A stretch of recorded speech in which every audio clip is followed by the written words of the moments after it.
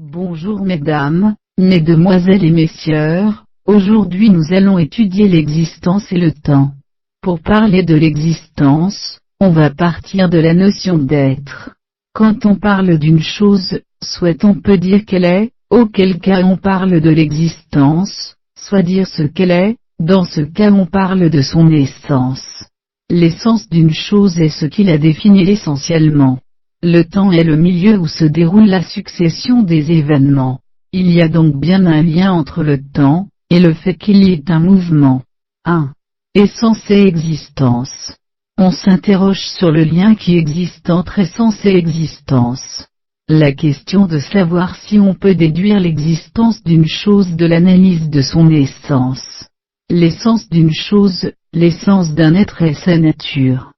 C'est ce qui lui appartient essentiellement. Par exemple, il appartient à l'essence de l'homme d'être mortel. En revanche, il est accidentel que l'on meure à 80 ans par exemple. Le couple de notions repère très important ici est donc essentiel, accidentel. L'essence d'une chose est ce qui nous permet de donner sa définition. Sur le lien entre existence et essence, il y a deux positions possibles. Une première position est de dire que l'on va déduire l'existence de l'essence.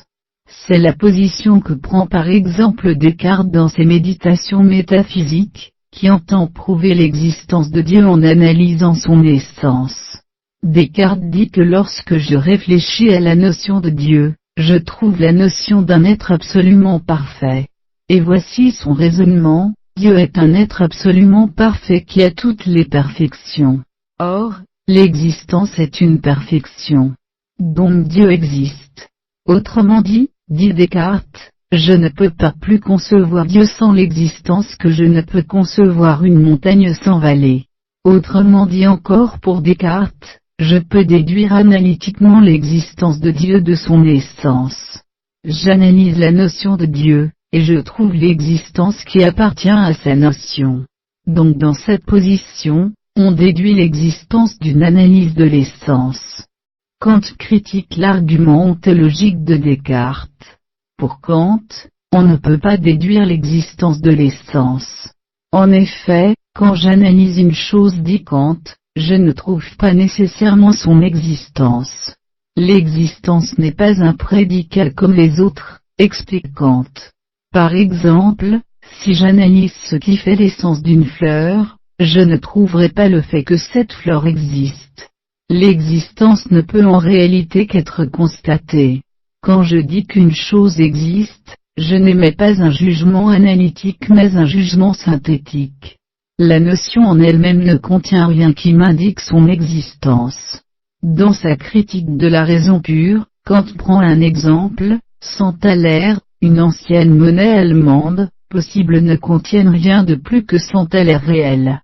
Pour savoir s'ils existent, je dois donc faire un constat empirique, et lier synthétiquement de l'existence à l'essence.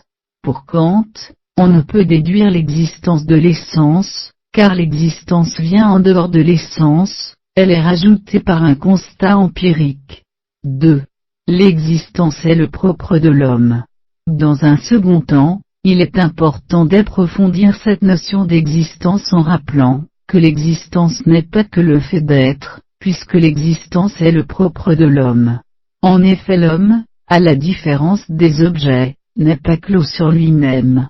Cela veut dire que l'homme a une capacité à se projeter vers ce qu'il désire, vers ce qu'il imagine, vers ce qu'il veut.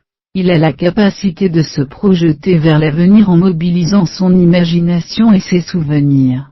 Autrement dit, l'homme a la capacité de se transcender. C'est le sens du mot exister qui veut dire sortir de soi, sortir de sa position.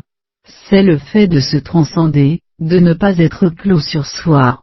Donc si l'homme a la capacité de se nier constamment, de se projeter vers ce qu'il désire, cela veut bien dire qu'il n'a pas d'essence fixe, de nature fixe, puisqu'il est constamment en train de nier ce qu'il est pour se projeter.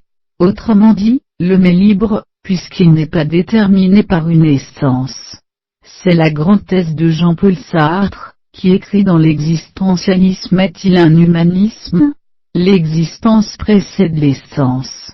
L'homme existe d'abord, puis il se projette et se détermine seul, il se donne une essence.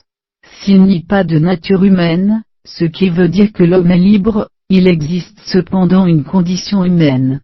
Par exemple, la mortalité de l'homme appartient à sa condition. 3. Comment se comporter face à la mort? Ce constat invite à s'interroger sur cette condition humaine, et notamment le comportement à adopter face à la mort qui appartient à cette condition. La première thèse est celle de Pascal sur le divertissement. Pascal dit que l'homme passe son temps à se divertir, à désirer des objets. Le divertissement pour Pascal, est une pratique d'esquive qui permet de se détourner de quelque chose, et précisément pour Pascal, de se détourner notre condition d'être mortel, trop difficile à assumer pour être conscientisé constamment. L'homme se divertit constamment, il se détourne de lui-même constamment, ce qui est une manière de ne pas penser à la mort. Selon Pascal, le désir ne se définit pas, par rapport à l'objet qu'on désire, mais bien par le sentiment de désir en tant que tel, c'est-à-dire que dans le désir, obtenir l'objet du désir compte moins que le fait de désirer en soi. Par sa thèse, Pascal s'oppose aux stoïciens pour qui il ne faut pas passer son temps à éviter et craindre la mort. Pour les stoïciens, il faut faire la distinction entre ce qui dépend de nous, et ce qui ne dépend pas de nous. Or, la mort ne dépend pas de nous, et comme disent les stoïciens, et en particulier Épictète dans son manuel, ce n'est pas la mort qu'il faut craindre, mais la crainte de la mort. Comme la mort ne dépend pas de moi, il appartient à la sagesse de l'accepter, et de tout faire pour que mon jugement sur la mort soit positif, afin d'être heureux. Je vous en remercie. Bonjour mesdames.